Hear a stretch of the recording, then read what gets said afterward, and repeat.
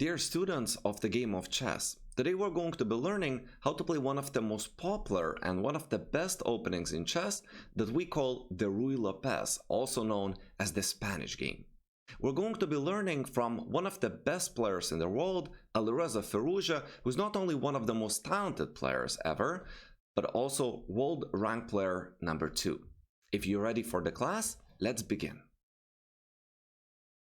Let's take a look at a game where Alireza Firouzja with the white pieces beat Vladislav Kovalev, who is also a very strong grandmaster.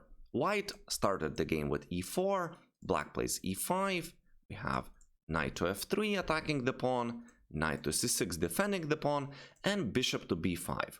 After this move, we have the starting position of the so-called Ruy Lopez.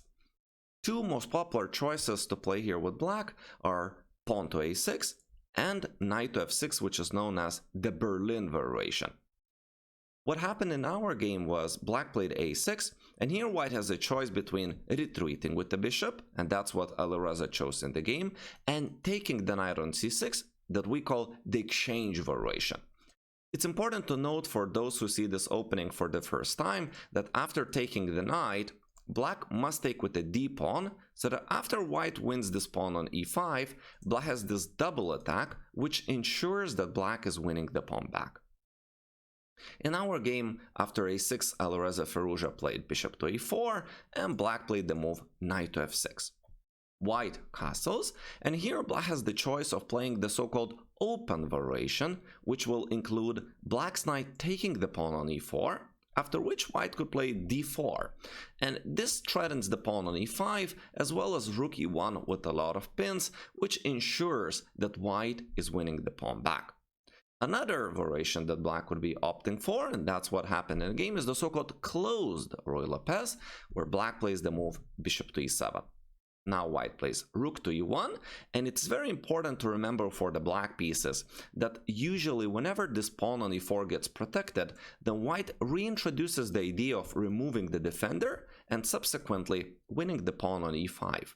For example, if black is not careful and just castles over here, we could just remove this knight and win the pawn back on e5, and this queen d4 double attack is no longer working because the rook is already guarding the pawn on e4. So after we retreat the knight simply to f3, white is going to be a clean pawn up. Of course, Vladislav knew all this, so whenever white defended the pawn on e4, black now kicked away the bishop so that the remove the defender tactic would not be working. White goes back, and black in this position solidifies the pawn on e5 and introduces the idea of playing knight to a5, meaning if the knight gets to a5, they will be able to capture this bishop on b3, as the bishop has nowhere to run away from the black's knights, and we consider that it's a good trade for black since bishops are usually more valuable than the knights. For this reason, white plays the move c3. Now, in case black's knight would jump to a5, Alireza would be able to leave the bishop or move it to the square c2. Another purpose of the move c3 is, of course, to introduce this pawn march to the d4 square. Black castled in our game, and now white played h3. With this move, they're preventing the move bishop to g4, because white wants to play the move d4. Now, if the pawn was not on d4, then that pin with bishop to g4 is not as strong for black. For example, if white played the move d4 right now, and black played the move bishop g4, in this position, they're threatening to remove this knight, and then subsequently win the pawn on d4. Of course, white could still continue the game with bishop to e3 and a small advantage, but usually players prefer to play h3 move to prevent this pin, which will apply the pressure on the black center, since we will have one less defender. In case white played another move, like for example d3, now we do not consider this bishop g4 to be dangerous at all. Objectively, it's completely harmless for white, since the pin is no longer helping black to apply the pressure on our pawn. After h3, black played the move bishop to b7. White now strikes in the center with d4. Black went rook to e8, indirectly applying the pressure on e4. Even though there is a bishop in between the rook and pawn, it could be always removed back to f8, and the pawn from e5 at any moment can take the pawn on d4. So for black, it's very usual and typical to apply this indirect pressure on the pawn e4. It's important to note that for white, it's usually not good to play d5 when black's pawn is still on c7 in this variation.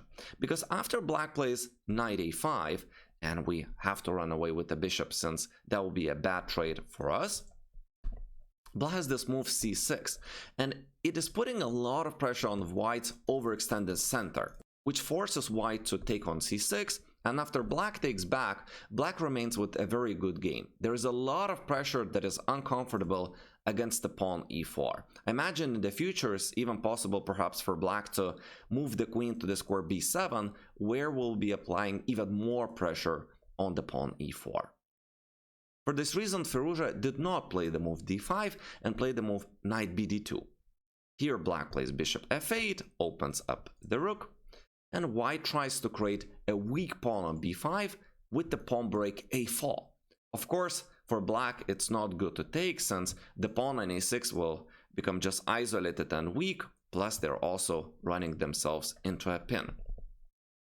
Black played the move h6, and now white played bishop to c2. I imagine that the purpose of this devious move is now to play d5, and against knight to a5 played b4. Remember that in the previous position, when they played knight a5, our bishop was under attack on the b3 square. However, in this position, if black plays something slow, like g6, white could outplay black with the move d5.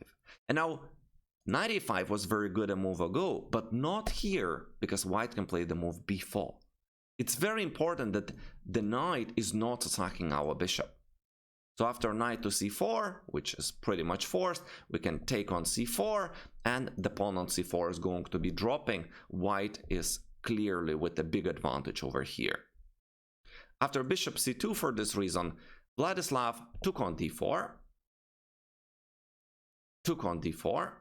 and played the move knight to b4 instead, attacking the white's bishop.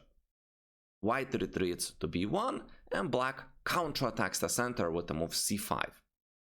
In this position, because already the pawn is not on c7, d5 move is typical, since black doesn't have that break c7 to c6, which exerts the pressure on d5.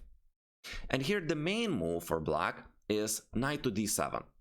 Usually in this position, black is preparing a funny move, f5, with the idea if you take, they will take the pawn on d5. For example, if you play a move like knight to f1, which was seen in quite a few grandmaster games, after f5 and capturing on f5, black can simply take the pawn on d5, and we have very interesting battle with chances for both sides. Instead of this move knight to d7, what happened in the game is c4. Black likely mixed up the theory. Most master games here followed knight to d7, and c4 has been seen only in a very few games. After this, white took advantage of the weak square on d4 by establishing a beautiful knight there and exerting a lot of pressure on b5. Black decided to sacrifice the pawn and now goes back to the main move knight to d7, but unfortunately everything is just too late for black. Firouzja took on b5, exchanged the rooks, and then won the pawn on b5. White is objectively a technically winning position. Black played queen to b8, we have knight to a3 with even more pressure on c4, knight to d3, rook to e3, take, g6, and now we're gonna go fast through these moves, as this is just a technical phase where white is 2 pawns up and is gonna likely try to promote the b pawn in the long run. Bishop to g7, rook to a3, Alireza is maneuvering very beautifully, now is ready to start pushing the b pawn, and black pretty much has no chance if white doesn't blunder in this game. The game took a couple more moves, and if white doesn't blunder anything, then white is simply winning the game.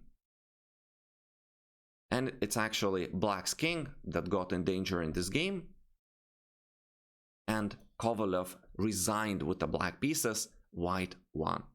I hope you enjoyed today's class. If you did, you could also consider hiring me as your personal online chess coach. Leave a comment if you would like to suggest a topic for my next video. Thank you for watching and see you in the next class.